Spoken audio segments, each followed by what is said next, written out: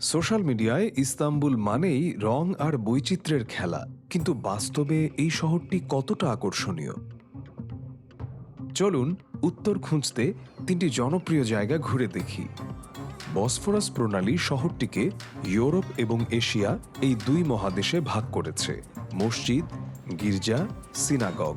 ঐতিহাসিক এই শহরের কেন্দ্রে রয়েছে নানা সংস্কৃতির মেলবন্ধন এবং বেশ কিছু ইউনেস্কো ওয়ার্ল্ড হেরিটেজ সাইট। বিশ্বের অন্যতম জনবহুল পর্যটন কেন্দ্র ইস্তানবুলে ছবি তোলার অফুরন্ত সুযোগ রয়েছে।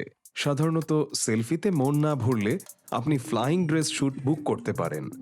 আয়োজকরাই বিশাল ঘেরওয়ালা দীর্ঘ পোশাকের ব্যবস্থা করেন।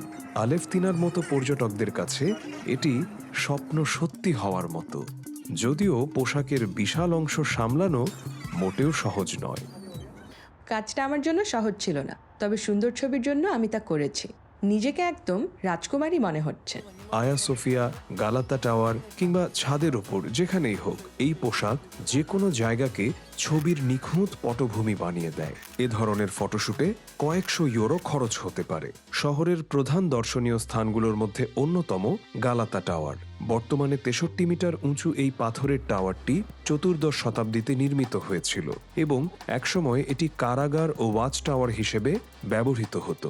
বর্তমানে এর ভিউইং প্ল্যাটফর্ম থেকে বসফরাসের জাদুকরী দৃশ্য দেখা যায়। লিফটে চড়েই এর চূড়ায় ওঠা যায়। কিন্তু এখানে আসাটা কি সার্থক? আমার মনে হয় গালাতা টাওয়ারে আসতেই হবে। এটি খুবই সুন্দর, একদম আমাদের প্রত্যাশার মতো।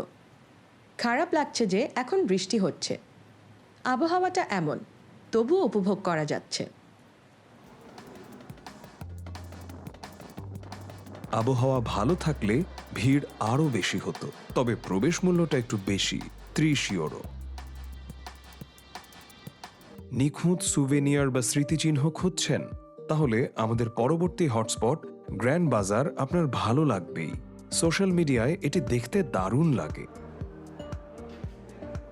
বিশ্বের অন্যতম প্রাচীন ও বৃহত্তম এই আচ্ছাদিত বাজারটি ইস্তানবুল ভ্রমণের অবিচ্ছেদ্য অংশ। 61টি ছোট রাস্তা, 22টি প্রবেশ পথ আর প্রায় 3000 দোকান নিয়ে এই বাজারটি যেন এক গোলক ধাঁধা। পঞ্চদশ শতাব্দীতে সুলতান দ্বিতীয় মেহমেদ এটি নির্মাণের আদেশ দিয়েছিলেন। সাধারণত এমন স্মৃতিস্তম্ভ জাদুঘর হয়ে যায়, কিন্তু এটি এখনো জীবন্ত এবং ভেতরে 30,000 মানুষ কাজ করছেন। প্রতি বছর এখানে 4.5 কোটি দর্শনার্থী আসেন। এর মানে এখানে দেখার ও অভিজ্ঞতার মতো নিশ্চয়ই দারুণ কিছু আছে। ঐতিহ্যবাহী এই জায়গার পরিবেশটা অনুভব করার মতো। তবে স্থানীয়দের অনেকের কাছেই এখানকার জিনিসপত্রের দাম নাগালের বাইরে। তুরস্ক বর্তমানে অর্থনৈতিক সংকট এবং উচ্চ মুদ্রাস্ফীতির মধ্য দিয়ে যাচ্ছে। আমি আগেও এখানে এসেছি, দেখছি এখন জিনিসের দাম অনেক বেড়েছে। আমার মনে হয় স্থানীয়দের জন্য এটা খুব কঠিন, কারণ কেবল পর্যটকরাই এখান থেকে কেনাকাটা করতে পারেন। যাই হোক, বাজারটি মূলত সুভিনিয়ার শপ বা স্মৃতিচিহ্ন খোঁজা পর্যটকদের কথা মাথায় রেখেই সাজানো। কার্পেট আর মশলা থেকে শুরু করে গয়না আর ল্যাম্প সবকিছুই পাবেন এখানে। আর ভালো দাম পেতে দরদাম করতে একদম লজ্জা পাবেন না। চলুন আমাদের পরবর্তী হটস্পটে যাওয়া যাক, রঙিন পাড়া বালাত। সোশ্যাল মিডিয়ায় এর প্রচুর ছবি দেখা যায়। সাবেক এই ইহুদি গ্রিক আরমানি পাড়াটি এখন আধুনিক সব ক্যাফে, অ্যান্টিক শপ বা পুরনো জিনিসের দোকান এবং কারিগরদের কর্মশালায় ঠাসা। পর্যটকরা এই রঙিন ভবনগুলো খুব পছন্দ করেন। তবে জনপ্রিয়তা বাড়লেও পাড়াটি তার নিজস্ব সৌন্দর্য ধরে রেখেছে। শিল্পী শাহিন পাকসায় গালাতা টাওয়ার এলাকা ছেড়ে বালাতে চলে এসেছেন এবং এখানকার পরিবেশ তার কাছে অনেক বেশি স্বস্তিদায়ক মনে হয়। ছাত্রজীবন থেকেই বালাত এলাকাটি আমাকে খুব টানে।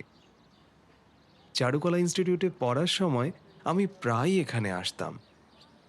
এখানকার সব রাস্তাঘাট আমার চেনা।